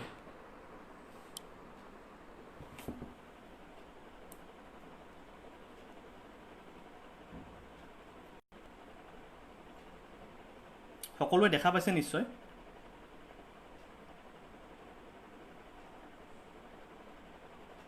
হয়, মানুহজনৰ বিষয়ে মই ক'লোৱেই পৰ্যাপ্ত তথ্য নাই, অকল এটাই তথ্য মোৰ মনত আছে এই কাকতখনত লিখা, যে মানুহজনৰ ঘৰ তেজপুৰৰ ফালে। মোৰ একেবাৰে সঠিককৈও মনত নাই, শোণিতপুৰ জিলাত ঘৰ, এইটো মনত আছে। যদি আপোনালোকৰ এটা তথ্য আছে মোক পিছত জনাব। মোক ক'ব লাগে আপোনালোকে ছবিত যিজন ব্যক্তিক দেখিলে, চন্দ্ৰজিৎ দাসে কৈছে good questions, thank you Chandrajit da. আপোনালোকে যিজন ব্যক্তিক দেখিলে অকণমান আগতে ছবিত, সেই ব্যক্তিজনে অসমৰ কোনটো বিখ্যাত লোগো, আমি যিটো ৰাস্তাত ওলালেই দেখা পাওঁ, কোনটো বিখ্যাত লোগো ডিজাইন কৰিছিলে এই ব্যক্তিজনে? একেবাৰে শুদ্ধ উত্তৰ। আমি গাঁৱে ভূঞে চহৰে নগৰে সকলোতে এই লোগোটো দেখা পাওঁ। যেনেকৈ ডমিন'জ পিজ্জা হয়তো আমি গাঁৱত দেখা নাপাব পাৰোঁ, কিন্তু এই ব্যক্তিজনে ডিজাইন কৰা লোগোটো আমি গাঁও নগৰ চহৰ অসমৰ চুকে কোণে আমি দেখিবলৈ পাওঁ। কোনটো লোগোৰ কথা মই কৈছোঁ? কৌশিক কাশ্যপে কৈছে অসমৰ নেকি? হয়, অসমৰ কথাই মই কৈ আছোঁ। এই ব্যক্তিজনৰ ঘৰ শোণিতপুৰ জিলাত। মই পৰ্যাপ্ত তথ্য দিব নোৱাৰিলোঁ, তাৰ কাৰণে মই দুখিত, কিন্তু মই ভাবিলোঁ যে ফটোখন যিহেতু মোৰ লগত আছে, মই আপোনালোকৰ লগত ফটোখন শ্বেয়াৰ কৰাটো মোৰ ভাল হ'ব, মই সেইকাৰণে মই ফটোখন দিলোঁ। মুকুট চৌধুৰীয়ে কৈছে চৌকত আলী ASTC, প্ৰবাল কলিতাই কৈছে ASTC লোগো চৌকত আলী, কিৰণ শৰ্মাই কৈছে চৌকত আলী ASTC, বৰ্ণালী তালুকদাৰ বাইদেউ কৈছে চৌকত আলী, দীপ্তি আকাংক্ষা বৰ্মনে কৈছে ASTC চৌকত আলী, প্ৰিয়ানুজে কৈছে চৌকত আলী ASTC লোগো, প্ৰজ্ঞাৰাণী দেৱী শৰ্মা, অৰূপ কলিতা, অংকিতা ভট্টাচাৰ্য, পংকজ শৰ্মা, কৌশিক কাশ্যপ, বৰ্ণালী তালুকদাৰ বাইদেউ ASTC। বিদ্যুৎ গগৈ কৈছে একো দেখা নাই। হয়, আপুনি আকৌ এবাৰ চাই লওক।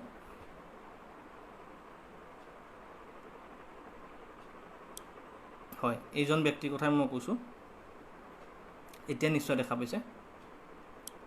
হয়, বিদ্যুৎ গগৈ আকৌ কৈছে জিপচি অসমৰ চুকে কোণে লোগোৰ কথা মই কৈছোঁ। চন্দ্ৰজিৎ দাসে কৈছে ASTC লোগো চৌকত আলী, অলকা ডেকাও একেই কথা কৈছে, মেঘনা ময়ূৰী বৰাও একে কথা কৈছে, তীনামণি কলিতা, হীৰক আলী, নয়ন ডেকা, উজ্জ্বল দাস, অপৰাজিতা লহকৰ, অজয় বৈশ্যই প্ৰশ্ন সুধিছে ASTC বাছৰ লোগো নেকি বাৰু? অকণমান পিছত কৈ আছোঁ, অপেক্ষা কৰক। দেৱজিৎ বৰঠাকুৰ ASTC, মইনাল মিয়া ASTC লোগো।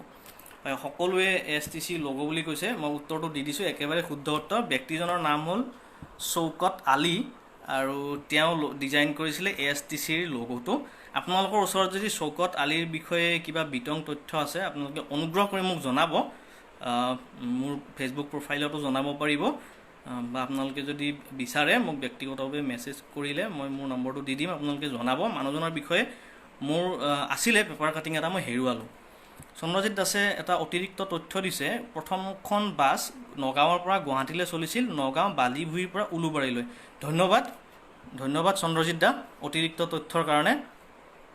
1970 চনত চাগে, মই যদি ভুল কৰা নাই, মনত নাই বাৰু, মই যিহেতু ক'লোঁ। প্ৰবাল কলিতাই কৈছে বহুত সুন্দৰ প্ৰশ্ন আছিল দীপজ্যোতি দা, বহুত ভাল লাগিল, লগতে অসমৰ প্ৰশ্নকেইটাকে বহুত ভাল। প্ৰশ্ন আৰু দুটা প্ৰশ্ন আছে, খুব ভাল লাগিল, সুন্দৰ প্ৰশ্ন আনিছা, তাৰ বাবে ধন্যবাদ জনাইছোঁ। বৰ্ণালী তালুকদাৰ বাইদেউ ধন্যবাদ। All R nice question, respect Ali, ধন্যবাদ। ৰপছেট আলী, নিয়ৰ নিবিৰ নীলাকা ASTC, হয় ASTC লোগো। শিল্পী শিখা চেতিয়াই কৈছে ভাল লাগিছে প্ৰশ্নবোৰ, ধন্যবাদ শিল্পী। মইনাল মিয়াই কৈছে thank you sir, all questions are nice. ঠিক আছে।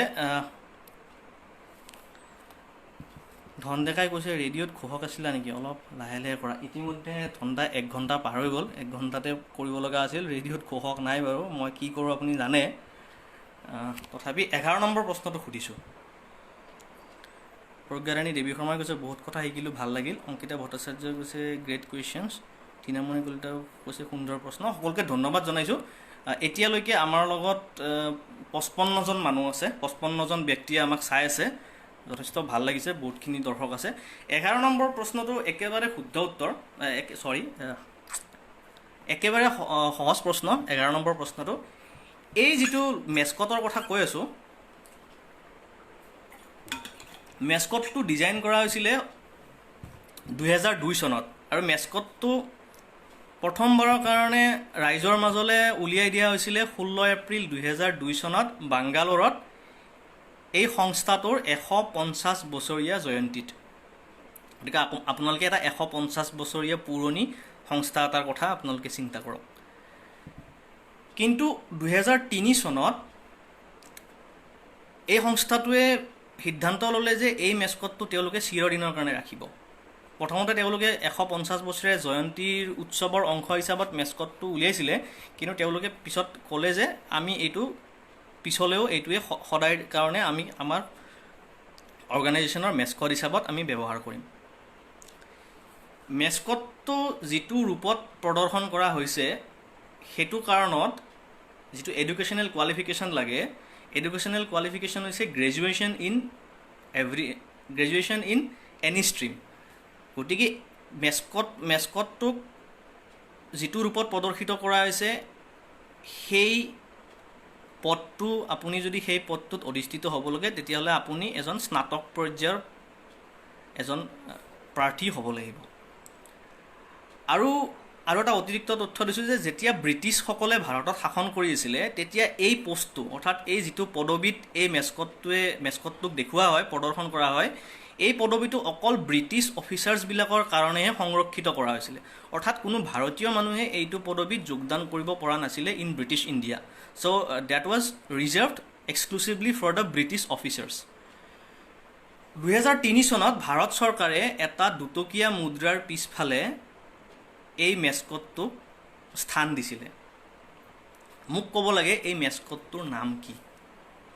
150 বছৰীয়া জয়ন্তীৰ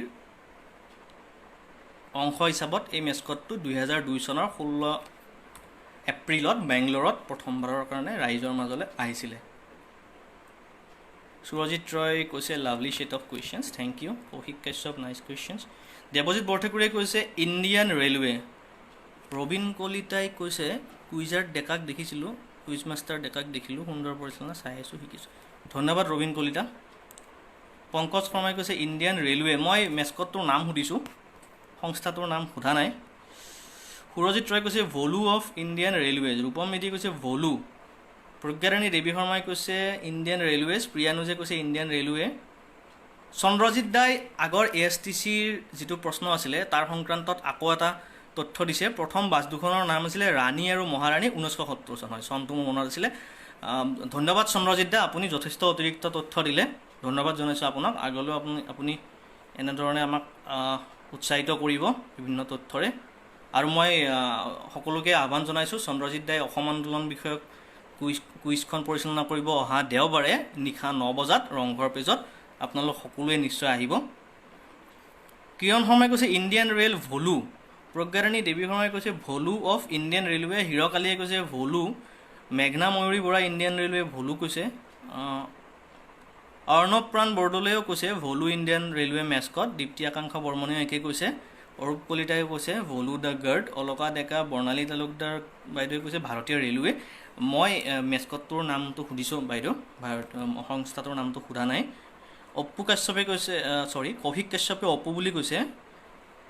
হীৰক আলী, ধনজিৎ তালুকদাৰ, প্ৰিয়ানুজ, পুবানিতা ভূঞা ভলু কৈছে। অজয় বৈশ্যই কৈছে কুৱেশ্যনটো আকৌ এবাৰ কওকচোন। হয়, মই কৈছোঁ যে এই মেস্কটটো এই সংস্থাটোৰ 150 বছৰীয়া জয়ন্তীৰ অংশ হিচাপে 2002 চনৰ 16 এপ্ৰিলত বাংগালোৰত প্ৰথমবাৰৰ কাৰণে ৰাইজৰ মাজলৈ আহিছিলে। এই মেস্কটটোক যি ৰূপত প্ৰদৰ্শন কৰা হয়, সেই পদটো পাবৰ কাৰণে এজন মানুহ স্নাতক পৰ্যায়ৰ হ'ব লাগিব আৰু ব্ৰিটিছৰ সময়ত এই পদটো কেৱল ব্ৰিটিছ অফিচাৰ্ছবিলাকৰ কাৰণে সংৰক্ষিত কৰা হৈছিল 2003 চনত ভাৰত চৰকাৰে এটা দুটকীয়া মুদ্ৰাৰ পিছফালেও এই মেস্কটটোক স্থান দিছিল মোক ক'ব লাগে মেস্কটটোৰ নাম কি হেমাংগ কলিতা অপৰাজিতা লহকৰ মইনাল মিয়া জয়ন্ত কুমাৰ শৰ্মা উজ্জ্বল দাস ৰবীন কলিতা ভলু কৈছে বন্দনা কলিতা ৰেলৱে কৈছে মই মেস্কটৰ নাম সুধিছোঁ ৰীতামণি শৰ্মা ভলু তৃণমণি কলিতা ভলু নিয়ৰ নিবিড় নীলাকা Bholu Ujjwal Das Indian Railway Ankita Bhattacharya Bholu the guard হয় সম্পূৰ্ণ শুদ্ধ উত্তৰ ভলু দ্য গাৰ্ড ইণ্ডিয়ান ৰেলৱেৰ যিটো মেস্কট ভলু দ্য গাৰ্ড মই আপোনালোকৰ কাৰণে ফটো এখন ৰাখিছোঁ আপোনালোকে ফটোখন চাই লওক এইটো হ'ল ইণ্ডিয়ান ৰেলৱেৰ মেস্কট ভলু দ্য গাৰ্ড আৰু ভলুই যিটো ৰূপত ইয়াত দেখুওৱা হৈছে এইটো স্নাতক পৰ্যায়ৰ মানুহেহে এই পদবীটো গ্ৰহণ কৰিব পাৰে আৰু ব্ৰিটিছ ইণ্ডিয়াত অকল ব্ৰিটিছ অফিচাৰ্ছবিলাকেহে এই পদটোত আছিলে বৰ্ণালী তালুকদাৰ বাইদেউ হয় ভলু ইণ্ডিয়ান ৰেলৱেৰ মেস্কট ভলু দ্য গাৰ্ড এতিয়া মই একেবাৰে অন্তিমটো প্ৰশ্নলৈ আহিছোঁ একেবাৰে অন্তিমটো প্ৰশ্নটো খেলৰ লগত জড়িত আপোনালোকে প্ৰথমতে এই ফটোখন চাই লওক তাৰপিছত মই প্ৰশ্নটো সুধিম ফটোখন সকলোৱে দেখিছে নিশ্চয় কমেণ্ট কৰিব ফটোখন যদি আপোনালোকে দেখা পাইছে ভালকৈ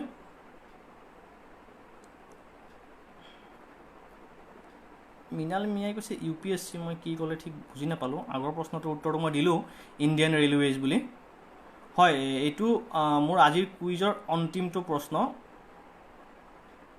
হয় যিটো দেখিলে আপোনালোকে এইটো হ'ল 1999 চনৰ ক্ৰিকেট ৱৰ্ল্ড কাপৰ লোগো আপোনালোকে এই কৌশিক কুমাৰ মেধিয়ে কৈছে নাই বুলি কৈছে ঠিক আছে মই আকৌ এবাৰ দেখাইছোঁ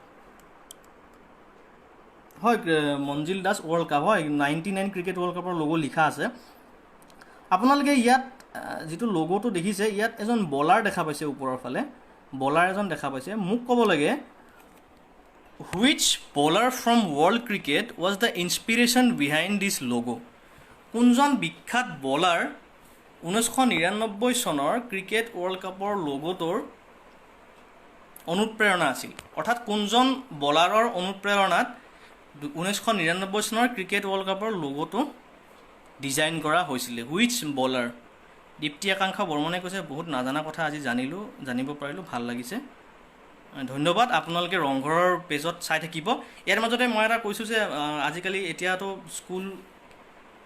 স্কুল কলেজ সকলোবোৰ বন্ধ শিক্ষাবিলাক চব শেষ হৈ গৈছে গতিকে অনলাইন মাধ্যমত হৈছে পৰীক্ষা বা ক্লাছ চব গতিকে আপোনালোকে ৱেব ৰিফাইনাৰ বুলি মই আৰু মোৰ লগৰ কেইজনমানে মিলি webrefineer.com বুলি এক্সাম বেছড ৱেবছাইট এটা খুলিছোঁ আপোনালোকে গৈ চাব পাৰে webrefineer.com অভ্ৰদাই কৈছে দেৱাশিষ মহন্তি ধন্যবাদ অভ্ৰদা আপুনি চাই আছে মই আপুনি চাই থকা বুলি গম পোৱা নাছিলোঁ প্ৰশ্নবিলাক কেনে হৈছে অনুগ্ৰহ কৰি জনাব অভ্ৰদা হিৰকালীয়ে কৈছে সোয়েব আখতাৰ প্ৰবাল জ্যোতি দাসে কৈছে দেৱাশিষ মহন্তি কিৰণ শৰ্মাই কৈছে সোয়েব আখতাৰ চম্পক কলিতা সোয়েব আখতাৰ কৌশিক কুমাৰ মেধি দেৱাশিষ মহান্তি হেমাংগ কলিতা দেৱাশিষ মহান্তি তৃপ্তি আকাংক্ষা বৰ্মন সোয়েব আখতাৰ অংকিতা ভট্টাচাৰ্য দেৱাশিষ মহান্তি ৰূপম মেধি দেৱাশিষ মহান্তি অৰ্ণপ্ৰাণ বৰদলৈ দেৱাশিষ মহান্তি প্ৰজ্ঞাৰাণী দেৱী শৰ্মা দেৱাশিষ মহান্তি এতিয়াও আমাক প্ৰায় 50জন ব্যক্তিয়ে চাই আছে যথেষ্ট ভাল লাগিছে একেবাৰে শেষলৈকে যথেষ্টখিনি মানুহে চাই আছে সুৰজিত ৰায় কৈছে ইয়ান বথাম বাৰু এটা বেলেগ উত্তৰ পালোঁ সোয়েব আখতাৰে কৈছে সোয়েব আখতাৰ বুলি কৈছে অলকা ডেকাই নয়ন ডেকাই কৈছে মেগ্ৰা আচ্ছা অজয় বৈশ্যই কৈছে কৰ্টনি ৱালছ আপোনালোকে যে লোগোটো চাই বলিং একশ্যনটো অকণমান আনঅৰ্থডক্স বলিং একশ্যন একেবাৰে জসপ্ৰীত বুমৰাৰ নিচিনা নহয় কিন্তু অলপমান আনঅৰ্থডক্স আপোনালোকে অকণমান ভালকৈ চাই ল'লে গম পাব ইমান কনভেনশ্যনেল বলিং একশ্যন নহয় গতিকে আপোনালোকে তাৰে পৰা এজন বলাৰৰ সেইখিনি সময়ৰ বলাৰ যাক শচীন তেণ্ডুলকাৰে one of the best bowlers বুলি কৈছিলে আৰু শচীন তেণ্ডুলকাৰ যেতিয়া অধিনায়ক আছিলে ভাৰতৰ ঠিক আছে মই কৈ দিছোঁ ভাৰতীয় বলাৰ এজন শচীন তেণ্ডুলকাৰ যেতিয়া অধিনায়ক আছিলে তেতিয়া কোনো পাৰ্টনাৰশ্বিপ বিল্ড হয় অপজিশ্যনৰ, এতিয়া যেনেকৈ বিৰাট কোহলিয়ে জসপ্ৰীত বুমৰা বা যুজবেন্দ্ৰ চেহলক পাৰ্টনাৰশ্বিপ ব্ৰেক কৰাৰ কাৰণে আনে। স্পেচিয়েলি শচীন তেণ্ডুলকাৰ যেতিয়া অধিনায়ক আছিলে তেতিয়া এইজন বলাৰ আছিলে পাৰ্টনাৰশ্বিপ ব্ৰেক কৰা স্পেচিয়েলিষ্ট। তেওঁ নিজেও এটা ইণ্টাৰভিউত কৈছে। জয়ন্ত কুমাৰ শৰ্মাই কৈছে দেৱাশিষ মহান্তি, মিণ্টু বৰগোহাঁই কৈছে দেৱাশিষ মহান্তি, প্ৰিয়ানুজ, মঞ্জিল দাস, ৰিয়নজিৎ পেগু, বৰ্ণালী তালুকদাৰ। দেৱজিৎ বৰঠাকুৰে কৈছে প্ৰশ্নটি নুশুনিলোঁ। হয়, 1999 চনৰ ক্ৰিকেট ৱৰ্ল্ড কাপৰ লগোটো কোনজন বলাৰৰ অনুপ্ৰেৰণাত ডিজাইন কৰা হৈছিলে? ৰবীন কলিতা, দেৱাশিষ মহান্তি। নয়ন ডেকাই কৈছে দেৱাশিষ মহান্তি হয় চিয়'ৰ। আচ্ছা বাৰু। কিৰণ শৰ্মাই কৈছে ভাল পদক্ষেপ। হয়, ধন্যবাদ জনাইছোঁ। আৰু এই ক্ষেত্ৰত ৰংঘৰ ফেচবুক পৃষ্ঠাটো বহুত শলাগৰ পাত্ৰ। তেওঁলোকে সদায় এনেকুৱা ধৰণৰ কুইজৰ অনুষ্ঠান বেলেগ বেলেগ বিষয় লৈ বেলেগ বেলেগ কুইজ মাষ্টাৰৰ পৰা তেওঁলোকে আয়োজন কৰি আছে। মই ধন্যবাদ জনাইছোঁ এই চেগতে ৰংঘৰ আৰু ৰংঘৰৰ লগত জড়িত সমূহ ব্যক্তিক, বিশেষকৈ মহিবুল ইছলাম দাক। অভ্ৰদাই কৈছে বঢ়িয়া কুৱেশ্যনছ টিপ, keep going. Thank you so' much Abhrada আপোনাৰ এনকাৰেজিং ৱৰ্ডৰ কাৰণে। টিনামণি কলিতা, দেৱাশিষ মহান্তি, উজ্জ্বল দাস, দেৱাশিষ মহান্তি। দীপ্তি আকাংক্ষা বৰ্মনে কৈছে ৱেবছাইটটোৰ নামটো আকৌ এবাৰ ক'বচোন। হয়, যদি ৰংঘৰৰ কোনো হয় ৰংঘৰে যদি চাই আছে, যদি আপোনালোকৰ কোনো আপত্তি নাই মই এবাৰ ৱেবছাইটৰ নামটো কৈ দিম। ডেকা চন্দনে কৈছে দেৱাশিষ মহান্তি। বিপ্লৱ চৌধুৰীয়ে কৈছে প্ৰসাদ, ভেংকটেশ প্ৰসাদৰ কথা কৈছে চাগে। দেৱাশিষ বৰঠাকুৰ, লালা অমৰনাথ। অংকিতা ভট্টাচাৰ্যই কৈছে ভাল লাগিল কুৱেশ্যনছটো। বিপ্লৱ ধন্যবাদ। বিপ্লৱ চৌধুৰী, ভেংকটেশ প্ৰসাদ। অজয় বৈশ্যই কৈছে অজিত আগাৰকাৰ। নিয়ৰ নিবিৰ নীলাকাশে কৈছে নতুন বহুত কথা শিকিলোঁ, ধন্যবাদ। ধন্যবাদ জনাইছোঁ। সদায় চাই থাকিব পেজটো, সদায় 7 বজাত তেওঁলোকে কুইজ অনুষ্ঠিত কৰে। হেমাংগ কলিতা হৈছে one of the best quizzing session till date in this platform, wishing one more session from you. Thank you so' much Hemanga Kalita, চেষ্টা কৰিম বাৰু। টিনামণি কলিতাই কৈছে বহুত বহুত ধন্যবাদ জনাওঁ কুইজত অংশগ্ৰহণ কৰিব পাৰে, কুইজটো ভাল কৰিব পাৰিলে ভাল হ'ব। মঞ্জিল দাস কি ক'লে মই ঠিক বুজি নাপালোঁ। মইনাল মিয়াই কৈছে দেৱাশিষ মহান্তি। হয়, শুদ্ধ উত্তৰটো মই দি দিছোঁ। দেৱাশিষ মহান্তি একেবাৰে শুদ্ধ উত্তৰ। 1999 চনৰ ক্ৰিকেট ৱৰ্ল্ড কাপৰ লগোটো ভাৰতীয় বলাৰ দেৱাশিষ মহান্তিৰ বলিং একশ্যনৰ পৰা অনুপ্ৰাণিত হৈ ডিজাইনাৰসকলে বনাইছিলে। সেইটো ICCৰ ৱেবছাইটত আপোনালোকে পাব। সুৰজিত ৰয় কৈছে I am wondering why the logo of a cricket world cup is based on an Indian bowler when it's taking place in England. I think Debashish Mahanta was very prominent during that time. আৰু তেওঁৰ নিচিনা তেওঁৰ যিটো bowling action আনকনভেনশ্যনেল আছিলে আৰু plus তেওঁ সেইখিনি সময়ত যথেষ্ট সফলতাও লাভ কৰি আছিলে। সেইকাৰণে চাগে যিহেতু শচীন তেণ্ডুলকাৰে তেওঁক one of the best Indian bowler বুলি ইতিমধ্যে কৈছে, সেইকাৰণে চাগে দেৱাশিষ মহান্তিৰ ওপৰতে আৰু তেওঁৰ বলিং একশ্যনটো চাগে লগৰ ডিজাইনৰ কাৰণে বহুত চুটেবল আছিলে, সেইকাৰণে চাগে দিলে। কাৰণটো বাৰু তেওঁলোকে উল্লেখ কৰা নাই ৱেবছাইটত, অকল নামটোহে উল্লেখ কৰিছে। ধনডেকা good quiz, thank you. Geetika হালৈ কৈছে মই আজি ফাৰ্ষ্ট পালোঁ, নেটৰ বাবে শেষৰটো প্ৰশ্নলৈ পালোঁ, ভাল লাগিল। সৰু ল'ৰা ছোৱালীৰ বাবে আকৌ ব্যৱস্থা নাই নেকি কুইজৰ মঞ্চত? হয়, মই ৰংঘৰৰ মহিবুল্লাই চাই আছে, মই এখন কুইজ এটা সপ্তাহত অকল স্কুলীয়া ছাত্ৰ ছাত্ৰীৰ কাৰণে যিকোনো এটা বিষয় লৈ, জিঅ'গ্ৰাফী হ'ব পাৰে, হিষ্ট্ৰী হ'ব পাৰে, ছায়েন্স হ'ব পাৰে বা মেথমেটিক্সো হ'ব পাৰে, অকল স্কুলীয়া ছাত্ৰ ছাত্ৰীৰ কাৰণে যদি পাৰে, গীতিকা হালৈ বহুত সুন্দৰ এটা কথা কৈছে, ধন্যবাদ জনাইছোঁ গীতিকা হালৈ।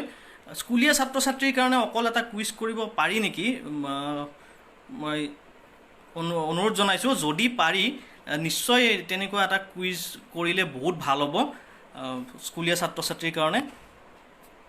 হয়, গীতিকা হালৈ আপোনাক ধন্যবাদ জনাইছোঁ, আপুনি বহুত সুন্দৰ এটা প্ৰস্তাৱ আগবঢ়াইছে, আশা কৰিছোঁ বিবেচনা কৰিব সংশ্লিষ্টসকলে। দেৱজিৎ বৰঠাকুৰ কৈছে বৰ আকৰ্ষণীয় কুইজ বহু কৰিলোঁ। হয়, ধন্যবাদ জনাইছোঁ সকলোকে। যথেষ্টখিনি সময় এতিয়ালৈকে প্ৰায় 50জন ব্যক্তিয়ে চাই আছে আৰম্ভণিৰ পৰা। যথেষ্ট ভাল লাগিলে আজি কুইজখন পৰিচালনা কৰি। আৰু লগো আৰু মেস্কট আচলতে আৰু বহুত আছে ৱৰ্ল্ড ফেমাছ লগো, কিন্তু মই যিকেইটা আমি সকলোৱে সদায় দেখি থাকোঁ চিনাকি, বা আমি ৰাতিপুৱা বাহিৰলৈ ওলালে বা টিভিটো মেলিলেই মোবাইলটো খুলিলে আমি যিকেইটা লগো দেখা পাওঁ বহুত চিনাকি, সেই লগোকেইটাৰে কিছু কিছু নজনা কথাই দি মই প্ৰশ্নকেইটা জনাবলৈ চেষ্টা কৰিলোঁ। মই ধন্যবাদ জনাইছোঁ আৰু আজিলৈ সামৰণি মাৰিছোঁ। ধন্যবাদ।